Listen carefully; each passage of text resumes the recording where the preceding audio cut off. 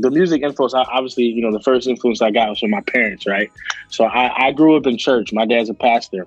So we listened to, obviously, a lot of church music. So I was in church music, you hear a lot of harmonies, right? And a lot of certain type of inflections in their voice. So that definitely stuck out to me. Also, my mom had this rule growing up. We had to play an instrument and a sport. So I actually played 3 instruments: saxophone, clarinet, piano. And I played 3 sports: basketball, soccer, and football. And so up until 5th, 6th grade, I was playing instruments, and then I stopped to continue, you know, like every young kid, want to go the basketball route. But my mom constantly, every day, was playing Shaka Khan, Anita Baker. My dad was playing Nat King Cole, Michael Jackson, all the old school vibes, Marvin Gaye. Like, it was a staple in my house. When you came over to my house, you knew there was at least some music being played. And my parents had a song for every mood. I remember when it would be my parents' anniversary, my dad always would play Nat King Cole, Love, and he'd be dancing around the house with my mom. So hearing that type of stuff and was big for me. And then my mom, she played piano as well, and she was a singer. So when she would be walking around the house, she would be singing. So I tried to sing with her, and she would actually teach me the harmonies, teach me how to fall into them, teach me how to hit them as well too. So that was kind of like a vocal training that I didn't realize I was getting. So I wasn't actually you know, they weren't a big fan of rap. So it wasn't until when I got older that I was able to experience rap music for myself. And I remember the first CD that I bought on my own was Ludacris, Word of Mouth. And his style of rap just opened my eyes to a whole new vibe. And I was really, really into him. And so I realized I liked him so much. I'm like, let me go back and do my research. So then I wound up getting into like, you know, the Commons. And then who else I listened to? Tribe Called Quest. I actually went all the way back and started listening to them joints. And then Andre 3000 and Outkast was a big influence on me. And so once I hit that, I'm like, okay, you know what? I'm hearing all these artists from everywhere else.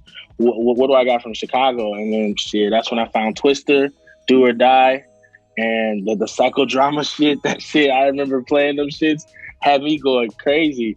So, you know, and then with that being said, I remember, you know, growing up in middle school, man, you remember Clipse Grinding. That was the beat, right? And all we did was freestyle.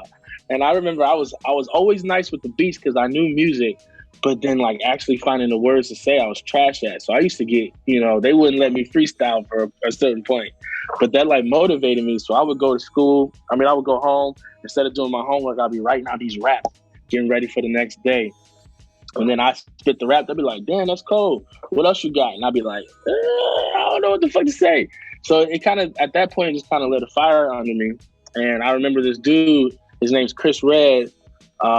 He used to always beat me in freestyling. He's actually now one of the actors on Saturday Night Live. So it's cool to see his success.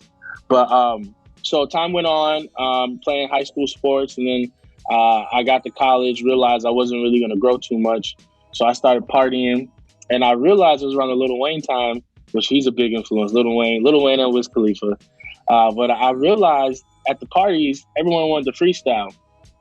And if you were good at freestyling, the girls would fuck with you. The girls would talk to you. So I remember really studying the crowd, and I realized the crowd, whether or not you're saying something hot, they just want to go ooh and ah, right? So I started, when I would freestyle, I would just pick out things that I would see in the room that they could easily relate to and have like really 4 to 6 quick lines. And people like, oh, you snap. And then I realized I really didn't snap too hard. I just said something that you could easily relate to. And that stuck in my mind. So then it was a period in time too. I was selling drugs on some dumb shit. I got arrested and got locked up. And I went to jail for like 7 months. And then while I was in there, you know, you ain't got too much time. You got a lot of time on your hands. So all we did was freestyle and whatnot. And I remember one of the inmates was like, yo, you could probably do something, you know, when you get out. So when I got out, I was 20 years old. And I remember being like, you know what, let me try it. So like I took my dad's laptop, started making these little songs at the crib. Next thing you know, one of my homies was like, that's kind of dope. I got a buddy who actually has a little studio set up in his basement. Started doing that.